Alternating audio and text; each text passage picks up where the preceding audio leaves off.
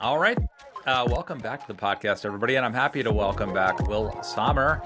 He's a senior reporter for the Bulwark. He writes the False Flag newsletter and is author of the book Trust the Plan. Will Sommer, great to see you again. Thanks for having me. A lot to talk about, but I want to start with this, pipe bomb story, which was huge this week. A Northern Virginia man was arrested and accused of placing 2 pipe bombs outside the DNC and the RNC on the eve of January 6th. So that in and of itself obviously is a big deal and a big story, but there were a lot of kind of right-wing outlets out there getting over their skis about this. I know Bongino had thought it was an inside job at some point when he was a podcaster. The Blaze, I think recently even, right, had some alternate theory. But tell us, what should we know about this story? Yeah, I mean, I think the key thing to understand here is that because it took the FBI for years, they had not caught this person. And so there were all these conspiracy theories that grew up. People started on the right started to believe that the pipe bomb was kind of like the key moment of January 6th, where it distracted Capitol Police right before the riot. It kind of agitated the Capitol Police. There's a sense, among Trump supporters that it made Capitol Police kind of meaner to Trump supporters at the Capitol. And so then that set them off. So basically, they blamed the pipe bombs for the riot happening, which, I mean, in my view, is crazy. But they then came to believe, well, it's taking so long. I mean, we saw Dan Bongino before he became deputy FBI director would say, this was an inside job. The reason they haven't caught this person is not because they don't know who it is, that they just don't want to, because it's an FBI agent, or maybe it's someone on the left. And so that was why for so many years there's been this real focus on the pipe bomber, including, I think in early November, The Blaze, which was previously Glenn Beck's outlet, they said, well, we found the pipe bomber, and it's this former Capitol Police officer who coincidentally we didn't like because she shot, I believe, pepper balls at the rioters. We analyzed how she walked at a college soccer game versus how the pipe bomber walked in the surveillance video, and we're pretty sure it's her. So, I mean, did they name this person? Oh yeah. So they named this woman. They put her face all over the article. So much so that the Tulsi Gabbard, the director of national intelligence, her office put out a memo saying, this is probably who it is.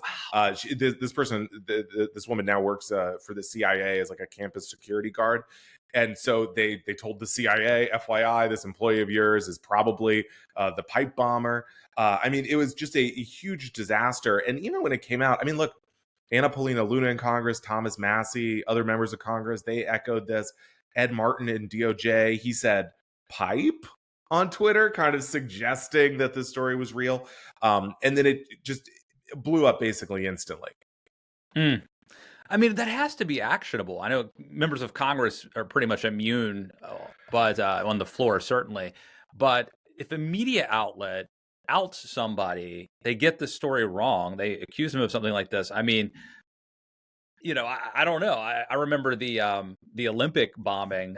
They fingered the wrong person, and that, but are there any consequences for sort of outing somebody wrongly for something this horrific? I would describe it as highly actionable to the tune of, I mean, I don't know, tens of millions of dollars.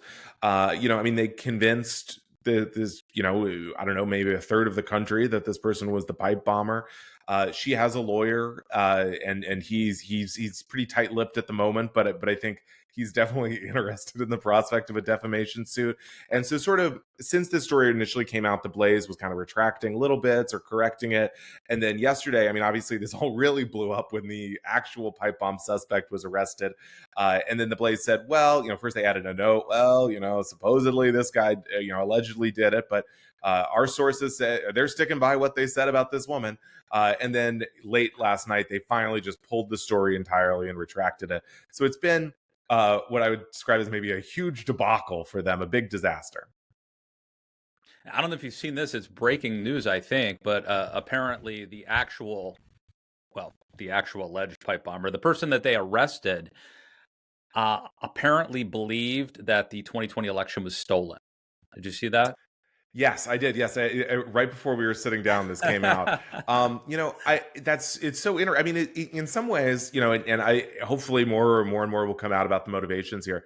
But it is kind of an Occam's razor thing. I mean, this is obviously what everyone initially thought was, well, on the same day as this big riot, because people are mad about the election being stolen, there's also someone who lays pipe bombs. Well, probably that person is a Trump supporter who's also mad about the stolen election.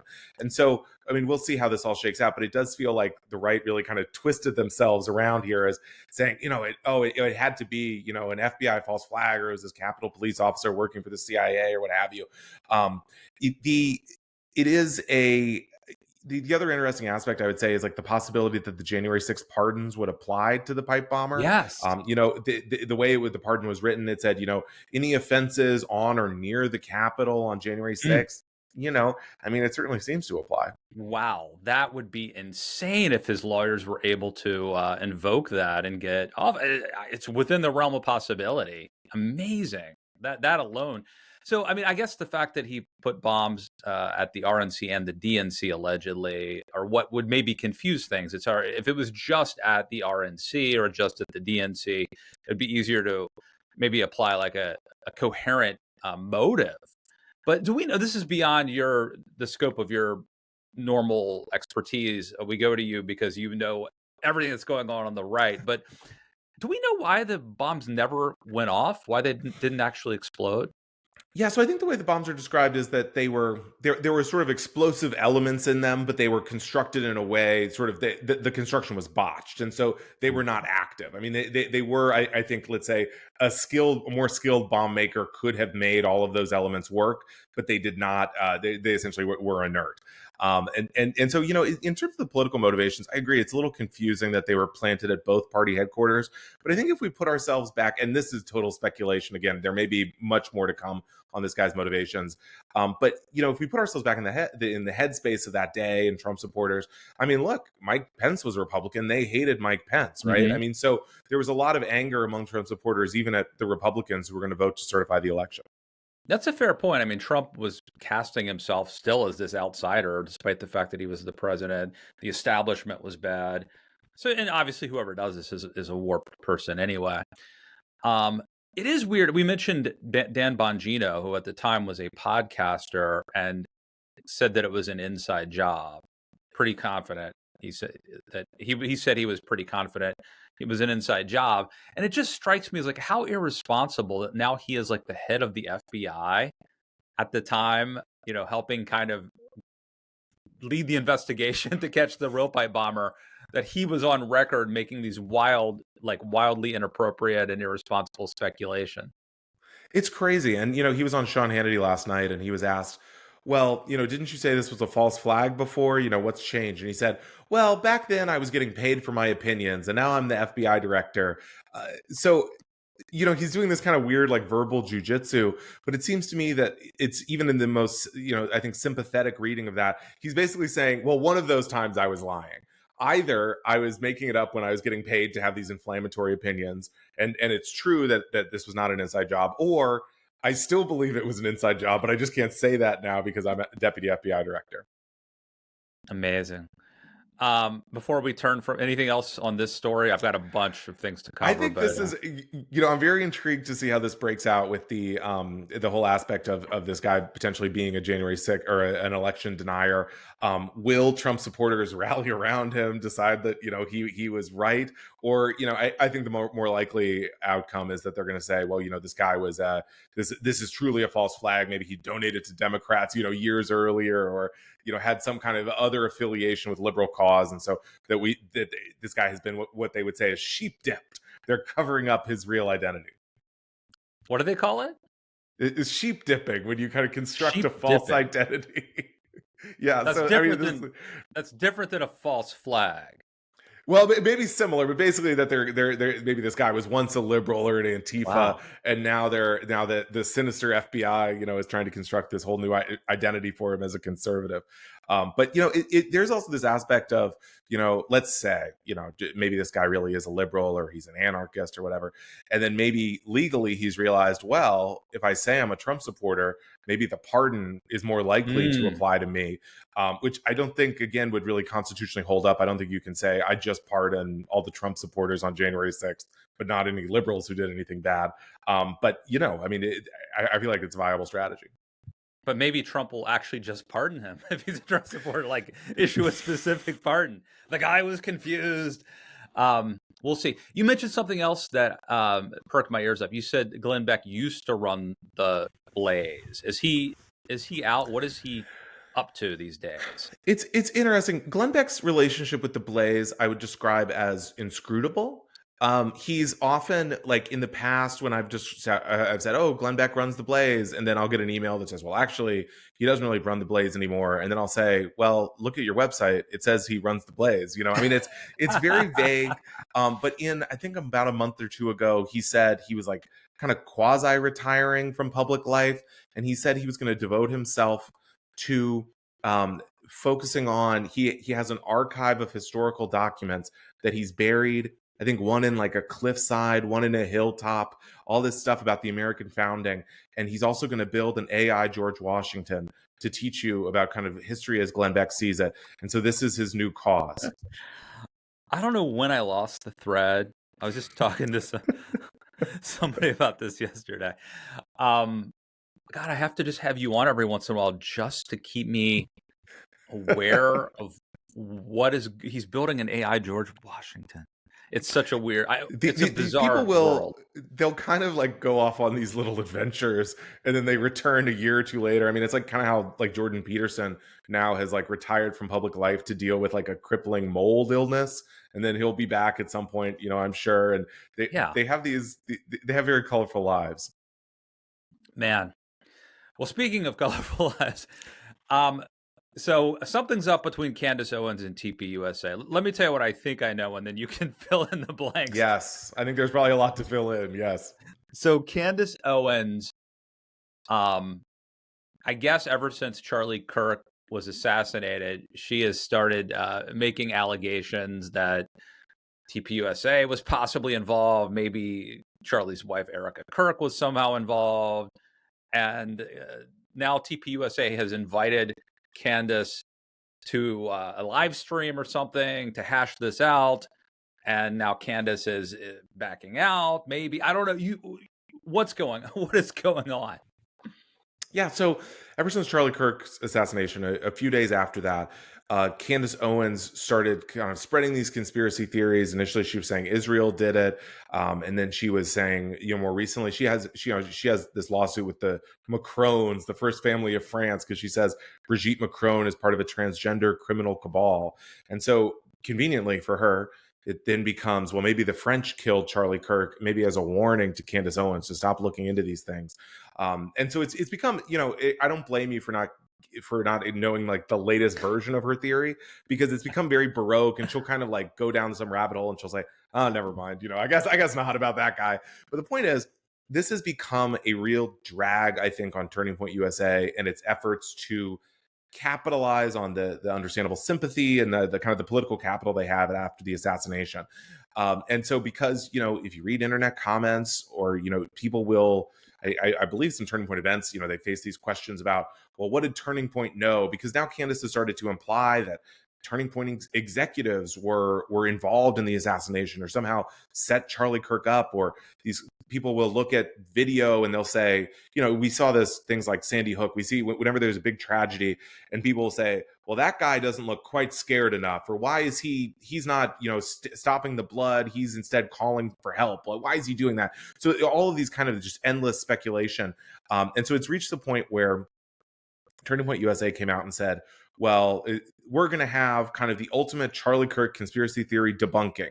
And we challenge Candace Owens to come here to Arizona and do an in-person showdown with us. And basically she said, I'll do it. And so there's kind of this back and forth. But her fans, are convinced the French Foreign Legion is going to assassinate her on the spot. And so it's a very kind of twisted thing. But I think the stakes are actually really high in terms of both Turning Point USA and potentially for the midterms as well. Yeah, it seems like it's impossible to dip your toes in the MAGA America First. Let me ask you this before I get to that. Do you make a distinction between Trumpism, MAGA, and America First, or can we just use those terms interchangeably? Yeah, I think there it is worth making a distinction. And it's kind of tricky because this kind of America first as sort of a separate thing from Trumpism has only emerged, I would say, within the last year or so. And so we can kind of put into this America first bucket, and I would say broadly, it's people who are, critical of Israel at a minimum, Hmm. often anti-Semitic, sort of more conspiratorially minded. And so I would say people like Nick Fuentes, Tucker Carlson, Candace Owens. And then there's kind of, so you have the Groypers, but it's not just the Groypers; it's a whole universe. And those would be Nick Fuentes followers. And so, and I would say also, like, perhaps most relevant. I mean, they're increasingly both Trump critical and also kind of willing to attack other people on the right. And so you have this faction that is like really voracious and belligerent towards its other conservatives, and that's a real issue that the party is facing. So it does seem like someone like a Charlie Kirk, who he he probably would have been like a mainstream Ted Cruz Republican if the Trump phenomenon didn't happen.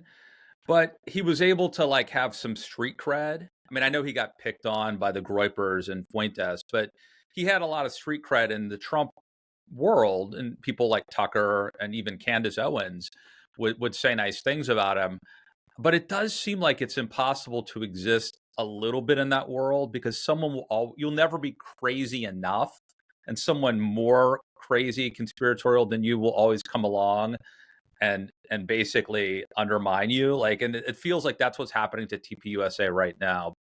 Or am I That's wrong? exactly right. I mean, as we saw when Trump took over the Republican Party, the right really lacks sort of an immune system for whether it's for sort of a charismatic huckster type. And if they're sort of saying, if they get on a good issue, I think it's very difficult for people to stop them. And so, in the same way, we're seeing Nick Fuentes really, I think, gain a lot of ground on the right because people, they don't want to be doing cancel culture. They don't want to, and they see kind of a clout or an audience opportunity. In the same way, Candace Owens, I mean, I was talking to some other kind of right wing figure when all this started, and I was like, God, can you believe Candace is doing this? This is so, macabre that she's sort of getting all this material out of Charlie Kirk's murder. And he said, I'm just fascinated by it. I'm locked in because, I mean, it can be a compelling watch. And I mean, she has a huge audience, an audience that, by the way, is not just Republicans. She's gotten into she was big in like the Blake Lively, Justin Baldoni lawsuit. She's done a lot of kind of like celebrity gossip as well. And so I think that's broadened her audience.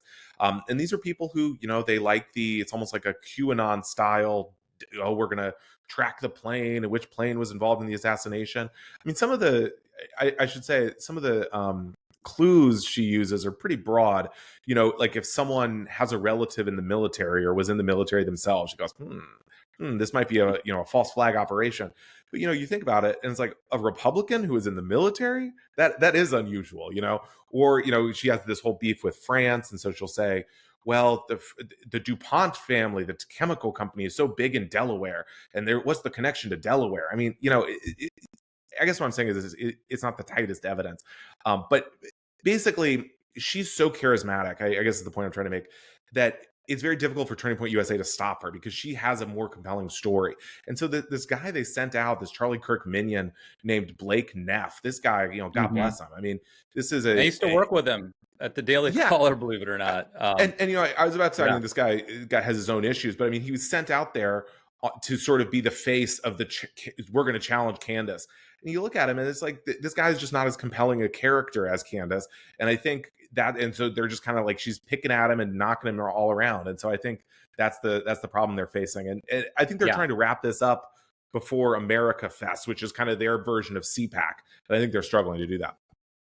Yeah. I mean, they've got that guy, Blake Neff, should really be a behind the scenes guy, Yeah. not a front man. And they've got Erica Kirk, who is obviously attractive and charismatic, but in a way off putting. Like the beauty pageant thing seems a little too, I don't know, it just doesn't play well, I don't think, in this milieu.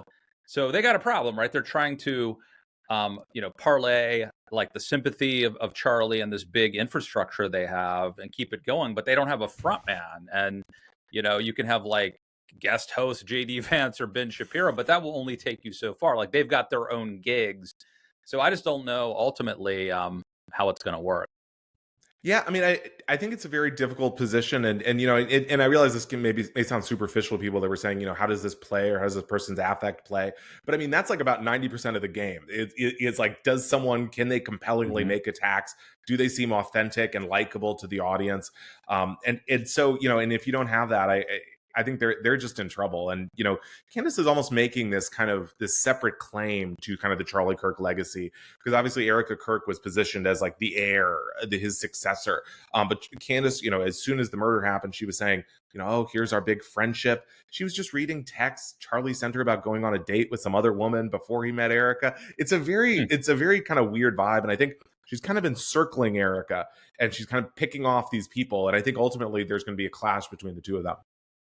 Yeah. I mean, I guess at a certain point there's only room enough for a certain number of these influencers. I don't think it's like has to be one person who emerges, but at a certain point you can't, you're going to have to winnow it down because they're competing for market share. So we'll see how it goes. Speaking of this leads us to the Nick Fuentes clones. What in the world is going on? Tell us this story. That there are people trying to create their own Nick Fuentes.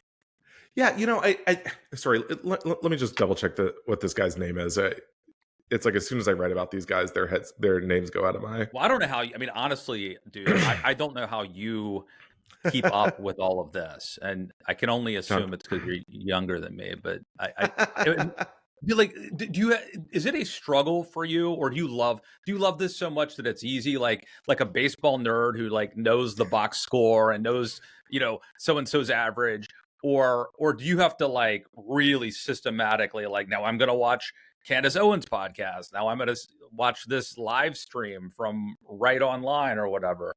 Yeah, it's a good question. I think a baseball nerd might be a good comparison in the same way that, like, for example, I could never sit down and just watch a baseball game.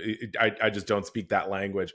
I have a huge appetite for this stuff. I mean, I'm cooking for my kids so often that what I do is that's how I watch most of the videos and the podcasts. Is there's a hot Candace video today, or Ben Shapiro's going off, and so I'll set it up then. And sometimes it pays off and sometimes it doesn't. But you have to kind of like keep your buckets and tend them. But in this case, we have a guy named John Doyle. So Nick Fuentes, particularly after Charlie Kirk's assassination, he was Charlie Kirk's archenemy. But there's this real vacuum that's been opened up, as we were just discussing about Candace Owens. And so I think there's a lot of like, we saw Tucker Carlson did an interview with Fuentes. We've seen the Heritage Foundation kind of equivocate on him. And the Blaze basically came out and said, well, why don't we get our own Nick Fuentes? And so they've dug up this sort of Fuentes also ran this enemy of Nick Fuentes, this guy named John Doyle. And they positioned him as sort of our Nick Fuentes. Who dug him up? The Blaze. So they're back. Blaze. So okay. So ever since this is someone, so they're not taking a nobody off the street and making him this is someone who already was like an opinion leader to a certain degree, and they're just giving him a better platform. Is that how it works? That's right. I mean, they're finding basically this is a guy who kind of was a fellow traveler of Nick Fuentes. It looks very similar, I would say. It's a guy in his 20s, suit and tie. He has kind of Gen Z or maybe even Gen Alpha. He'll say like white boy summer, or can white boys get a little goofy or whatever.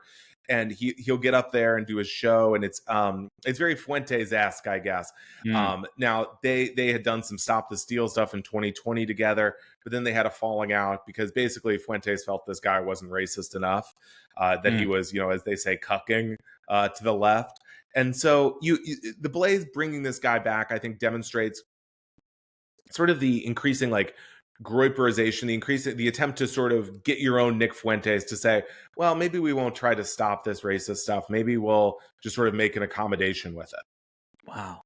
I'm trying to think of a good example, but this like reminds me of like in Hollywood where like, you'll get like the poor man's fill in the blank. It's like, well, we can't get Tom Hanks, but Michael Keaton might be available. It's a bad example because Michael Keaton's a big star too. But like, is that kind of what this is? Where it's like, let's make a knockoff such and such type of TV show is hot right now. Let's just make our own knockoff version of that.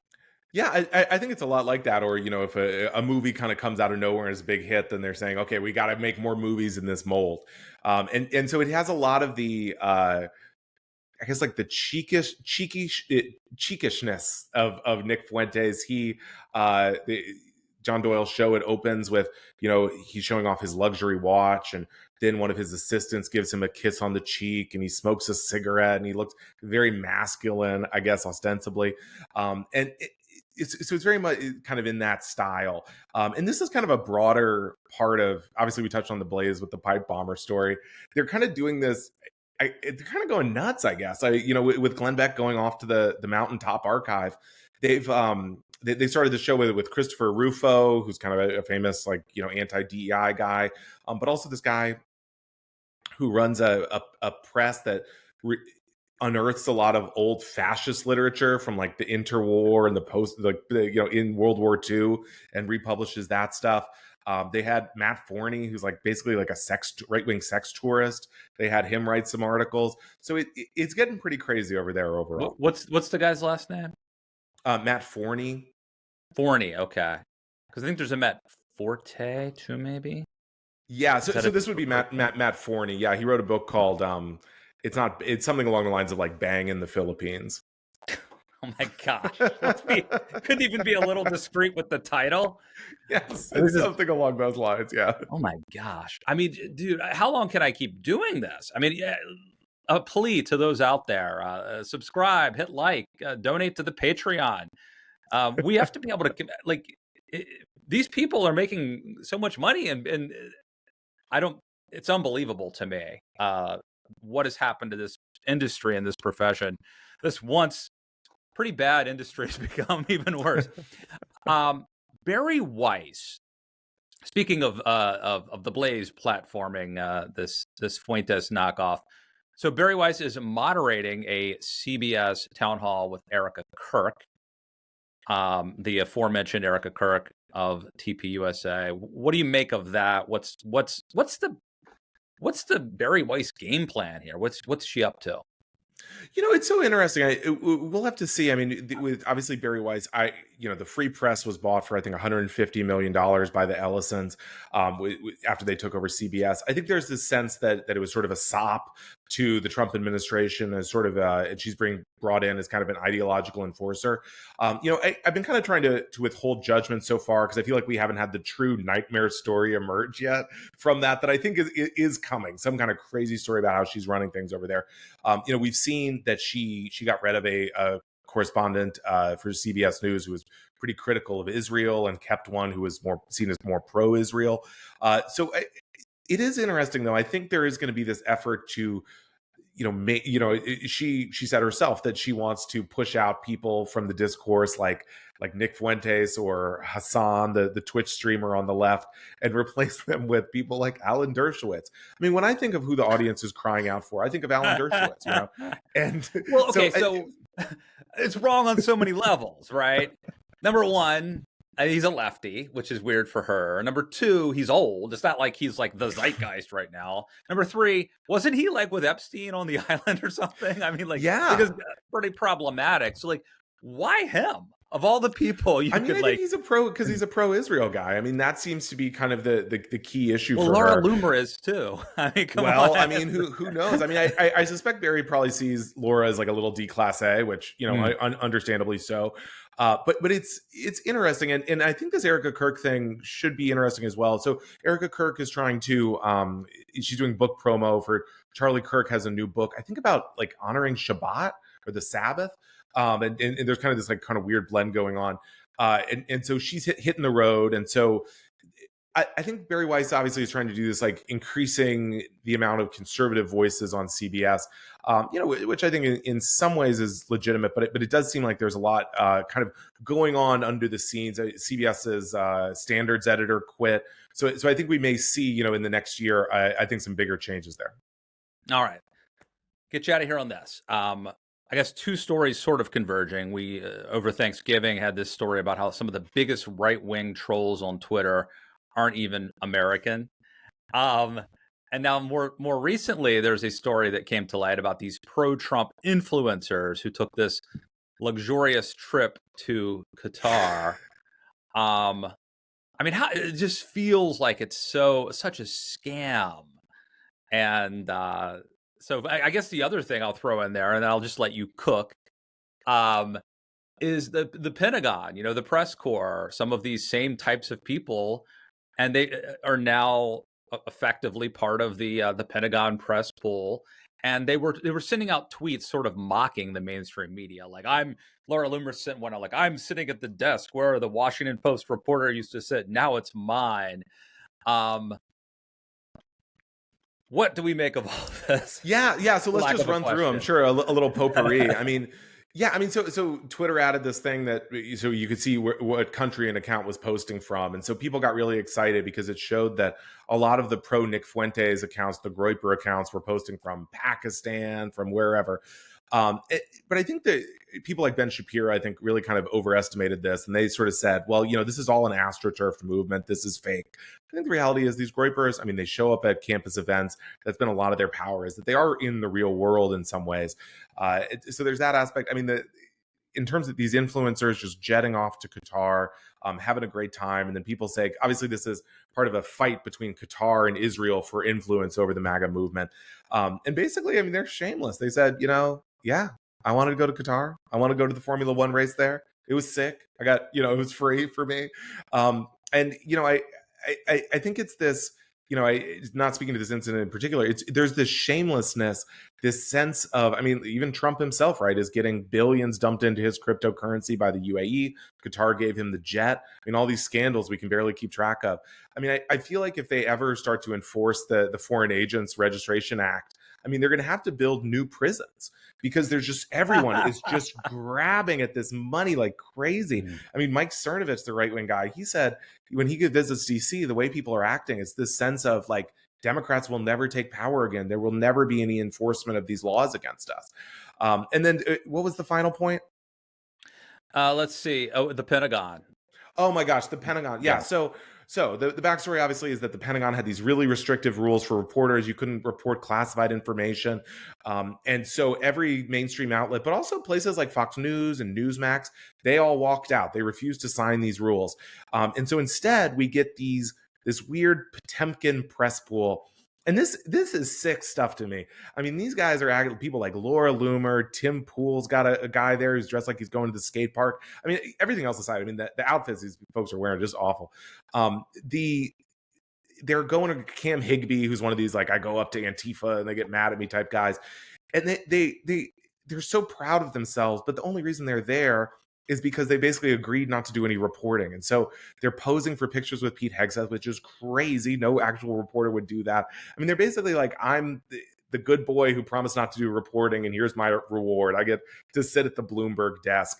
One guy who was there was saying, well, we met with Pete Hegseth, and I'm not going to say what he said, but let's just say I'm very confident in his leadership. That's not what a reporter is supposed to be saying. I mean, it's totally bizarre. It's just so disgraceful. I don't know. It would be like as if, I don't know, like a Satanist broke into a church and killed everybody there and then posed for photos behind the pulpit. Or like it's these images that they're tweeting out are just so, I don't know what the word is, but it's like the guy who had his foot up on Nancy Pelosi's desk. Yes. On January 6th. It's a desecration. I mean, it is. And you desecration's the word. That's what it is. These reporters these actual reporters who worked there for 30 years, I mean, people who are going to war zones, know the military inside and out. They're out in the cold. And by the way, still breaking big scoops about the strikes on the boats, for example. And then you have these guys kind of dancing around and posing for, doing kind of tough poses in the Pentagon and saying, we're on the inside and you're on the outside. I mean, it's very childish, like just among all the other things. It is. And it feels like Trump has like not only taken over, but like desecrated so many things that ought to be maybe not sacred, but respected, reverent, not holy, but that we should have some sort of seriousness about, some sort of reverence. And it's all this like performance art. And I don't think you have to be like a pearl clutching normie to find it a little bit repulsive. I actually don't think the voters care that much. I think really it's going to be affordability that will ultimately, although apparently knocking down the East Wing of the White House did for some reason affect people. But so do you see other than that, I mean, is there a theme here with some of these stories with the Qatar trip, the trolls being not from America, the Pentagon thing? How do you tie that together? Yeah, maybe we could tie it all together. I mean, it is this kind of shamelessness. These people, in the past, if you were, exposed to be, taking all this free money from Qatar, you might be at least a little embarrassed, maybe sad that it was exposed. And so they're saying, yeah. And then one of these women, this woman named Emily Saves America, she said, well, yeah. And you know what? I'd also like to go to Russia. I'd like to go to Japan. So she's kind of putting out the Amazon wish list for any think tanks or lobbyists who want to send her on a trip. I mean, in the same way that these Groyper accounts that were exposed said, well, we're mostly from white countries. So, it's basically all the same. I wonder how much of it too is like we use the term influencer, like they're not even pretending to be a commentator or a pundit, but now an influencer. But there are people. I mean, you could say that George Will is an influencer in the sense that he is a public intellectual, but that's not the kind of influencers they are. These are basically. So am I correct that some of them are just like hot chicks who like want free trips and get like views on, and maybe they get to say racist things and that sparks views. But like, I'll look at TikTok or Twitter or something, and these people may have like millions of followers, and I've never heard of this person before. How does this happen? I think that's right on. I mean, and as you said, it is that phenomenon where you say, okay, I've never heard of this person. What's she working with? Like 50,000 followers, and she has like 250,000 on YouTube. It is a crazy phenomenon. And I think the influencer aspect of it is funny because they are quite literally selling influence. They're selling access to, trying to nudge their audience in some way. I mean, they're saying that, if you take me on this trip and then in exchange, I will post, this one guy who went, Rob Smith, posted, I'm so happy to be hearing about, Qatar's deep relationship and military arrangements with the United States. I mean, this is not what these people would normally be interested in or posting. Even as I was looking at the influencer story, I was going through their tweets, and then they got really passionate about who should get the contract to rehaul the air traffic control system or overhaul. I mean, these are clearly not issues these people care about, but they're just saying it can't be this company. It's got to be this company. And look, I mean, they aren't saying, by the way, I'm on the take for this company, but I think you can kind of you can see the implication there. I normally write about local politics, but today I'm covering aircraft carriers for Boeing. Well, I mean, when Laura Loomer will just get really passionate about Venezuelan export law. I mean, it's crazy. Dude, thank you so much for coming in and briefing me on this. I may be more confused now than ever, but I'm going to watch this or listen to this a couple times, and I think I'll have a better handle on it. Will Sommer, anything we missed? Anything you want to plug? Thanks for having me. This was a fun discussion. There's so much stuff to dig into these days. I'm Will Sommer. I'm on the Bulwark's YouTube, and my newsletter's False Flag at the Bulwark. Will Sommer, thanks for coming back on the pod, man. Thanks for having me.